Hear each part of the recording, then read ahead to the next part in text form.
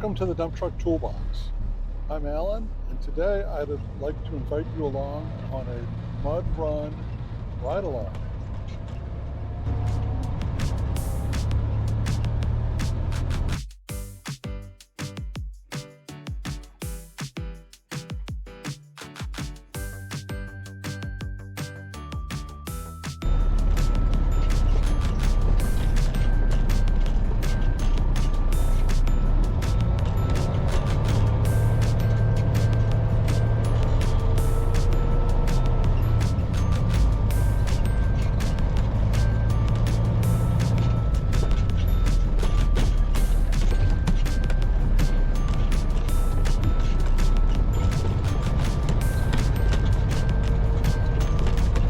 Glad you could join me on this mud run today.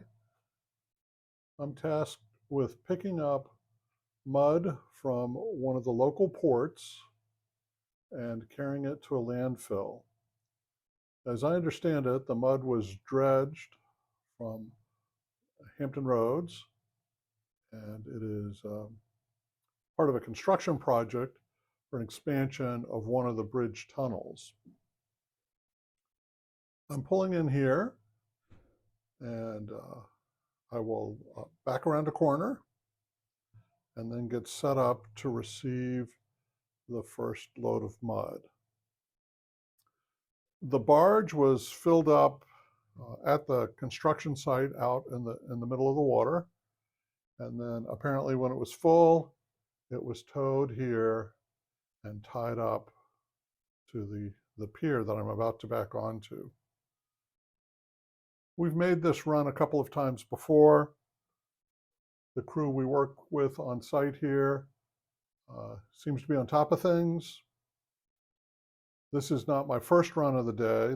The first run, there was a bit of a line, and they actually had us lining up 2 trucks at a time near the crane. And I thought it might be interesting to get a close-up of the backup camera. And this is an experiment. We may see if we keep doing this or not.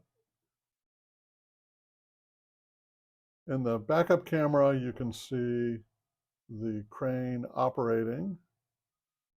It's finishing loading a truck, and then I'm going to back into position as that truck pulls out. So very large crane, high capacity. You can see the clamshell scoop there.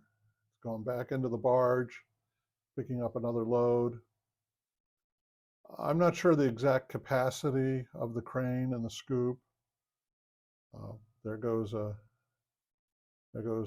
truck that's just been loaded up. The capacity must be fairly large. I'm driving a quad, which carries 15, 16 tons typically. And I've been loaded with no more than 2 scoops every time I came out.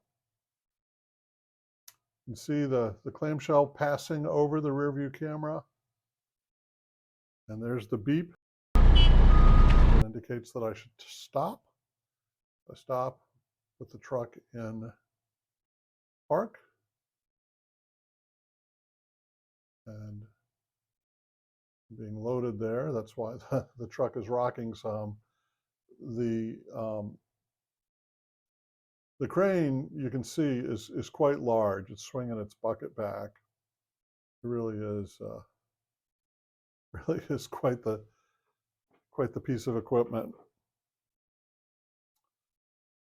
Over the course of the day, I did 7 loads, and 2 of them were very, very wet.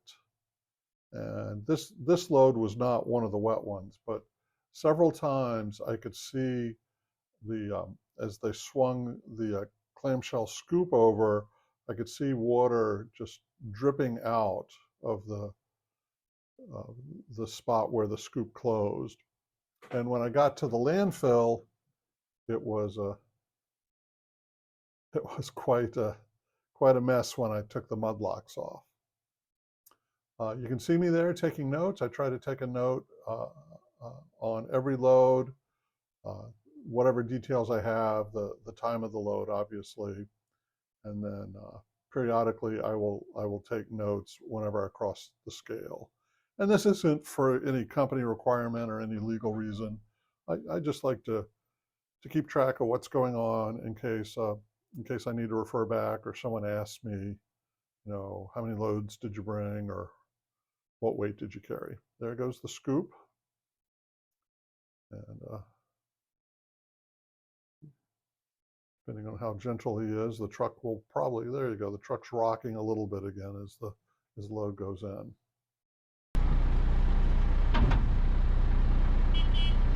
And there's the beep, and we are ready to move out.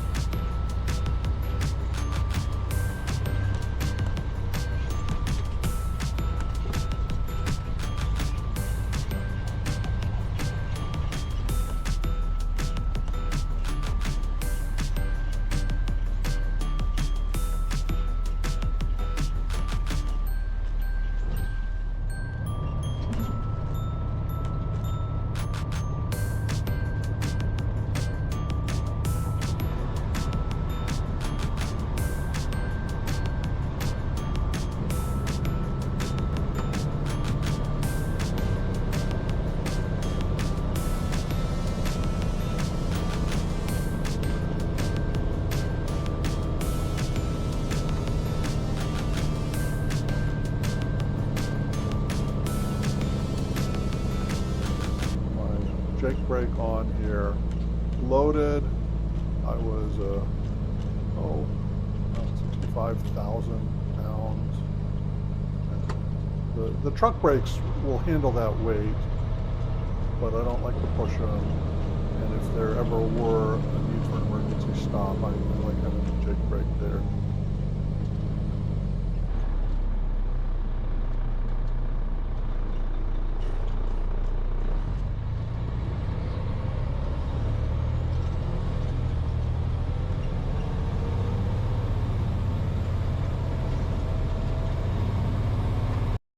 So at this landfill, and with this type of load, we're required to turn in to the manned scale, which is coming up in front of me here.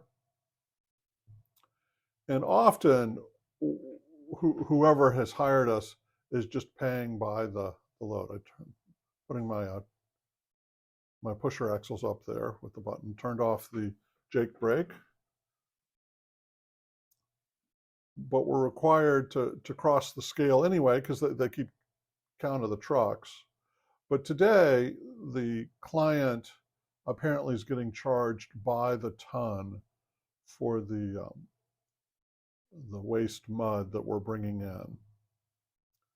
And so I stop here to let the previous truck get off the scale. You can see the green light there for them. We'll pull up, and because I've been through already, I just sort of wave at the people running the scale. And they're very nice here. And there you can see on the red sign there, I'm carrying 62,300 pounds. So 31 tons, more or less. The yard's a little rough there. Image stabilization makes the ride look a lot more comfortable than it is. If you watch me, I'm bouncing up and down a little bit. Convinced they put potholes right there to slow everybody down, because rest of the yard's not usually all that bad, but right there, it definitely is rough. So we just turn around and pull right back out.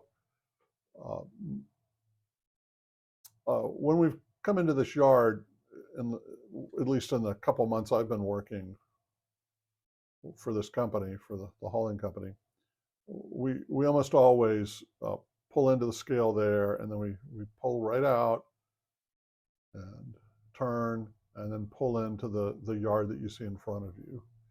And we're actually pointing right at the hill we're going to have to head up, but because of the way they want the trucks to flow through, we have to make a left turn and then a really hard right turn in a second. Sometimes I put my tag axles back down through here. I didn't this time. You know, it's a pretty short distance. We're on a paved public road, so I don't know the details of the law well enough. Now here's the hard turn. I actually end up making a 180 hairpin turn. I got to time it right. It's one of the hardest things I had to adjust to, because the transit buses I drive, you actually sit well in front of the front axle. And so I would make this turn very, very late, because I'm used to being in front of the front wheels. And so it took me a while to adjust, but now I'm pretty good. I'm at least this day, I made the turn without any issue every time I came through. So they have another person over there working for the landfill, and he checked me in beginning of the day, so I just wave at him, and he gives me a little sign saying, "Yep, I see you. I'll mark you down again." Now, here's the hill we're going to have to go up. But I'm going to stop here for just a second, and I have to go undo the mud locks. I'll give you a quick image of what the mud locks look like here. They are a bit of a pain. Without them, though, the worst case is the regular pneumatic locks on the tailgate would let loose, and you'd dump a bunch of mud all over. But several times today, there was nothing catastrophic, but I released the mud locks and still had the pneumatic sort of hook locks on, and water started coming out of the gap. So the mud lock actually puts enough pressure on the gate to keep it in place. Now, this is a man-made ridge here. I'm going uphill, and the video does not do justice to this hill. It is relatively high, and it is a ridge. It is not a plateau. And so at the top, we're in the wider section here, but once we get over to where we're going to dump, it's relatively narrow, and they have these sort of imitation Jersey walls on both sides. And if you have any fear of heights, you would not enjoy this little drive here. So there's the crew that's working here. They just got off the Jersey wall, which is already covered in mud, and now they're signaling to me where they want me to pull in. And so I have to make I believe a 3-point turn this time. So pull right over to the edge there. Cannot see the Jersey wall. It's just a drop off of, I don't know, 75 feet maybe. And now I'm backing up to another Jersey wall, and behind it is that same drop off of 75 feet. And I am backing to the edge. Now they do have a Jersey wall there. And once I was comfortable enough, I actually would back into the Jersey wall.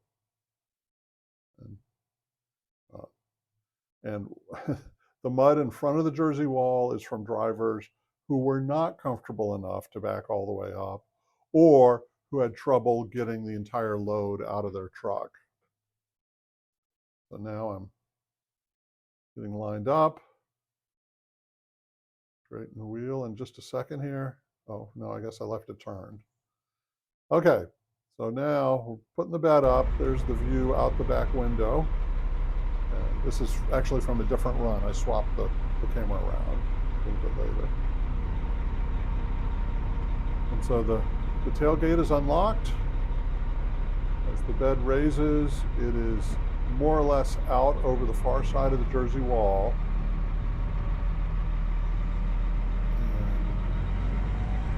see if we can hear the mud hit the tailgate.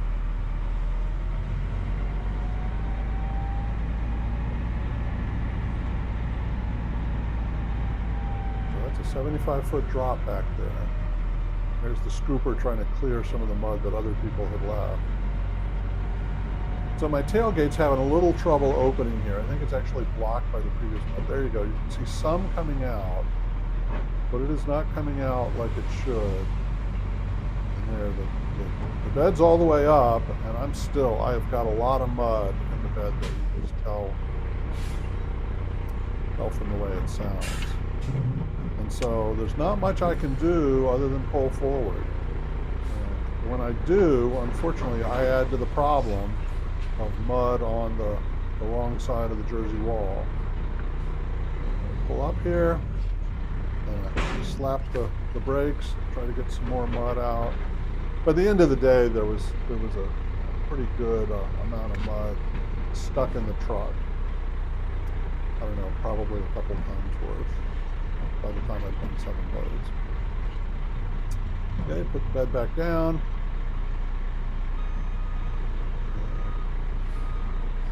All the way down. I'll start turning back, heading down the hill. Okay, so that's pretty exciting, especially if you're afraid of heights. And then the road in front of me here, this is part of this recently completed artificial ridge, and it's rutted and it is slippery. And the image stabilization may hide some of it, but several times I turn the wheel and the truck goes the wrong way. So this is there it is, very deeply rutted there. And it's not just that my wheels are following the ruts, they're actually just sliding several times. The truck is moving sideways. And there are no Jersey walls on this part of the ridge, so obviously nothing ever went wrong for me or for anyone else. You can tell from the tracks, but if it did go wrong, you would potentially go for an exciting ride down that ridge. The excavator on the left there, I believe, is making some form of a topsoil mixture. I believe that's lime that they're mixing in, but I am not an expert. I just buy topsoil at the home improvement store. Now, this is the truck wash. So we're zooming in so you can get a little better view of the truck going through in front of me. There is water coming up that washes the undercarriage and most especially the tires. It's a little hard to see here, but the water is actually lined up so you drive over and it washes not only the outside tires, but it washes the inside tires on the 2 sets of dually rear axle tires, the traction tires. And the water then sprays up, and you can sort of see it there, sprays up between the dually tires because you accumulate a fair amount of mud and sand then. Okay, the guy working here is really good. I really enjoy working with him. He's competent and he's friendly, just the type of person that I think almost any driver would want to work with. And he's giving hand signals, had him back up because there's still gunk on the tires apparently, and then he's signaling them to stop. And then they're using recycled water here. So they spray the truck down and the water goes out through some filtering system into the pond over there, and then they suck it back up and use it again. So he turns off the tire wash nozzles, and then he gets this low pressure fire hose because there's a lot of mud and other stuff that accumulates on the tailgate. And so from what I can see, he got that one all cleaned off. And now it's my turn. And this is less exciting than you would expect because you can't see much of what's going on for me. So I'll just pull up a little bit here, and then we're gonna jump ahead. I hope you enjoyed today's ride along. If you found it useful or interesting, please hit the like button, subscribe so others can find the channel, and I'd appreciate any comments below. Go ahead and join into the dialogue. As always, be safe out there, and I hope to see you soon on the Dump Truck Toolbox. But the day I filmed the mud run, I actually had to make 7 runs, so I better get the truck back on the road here.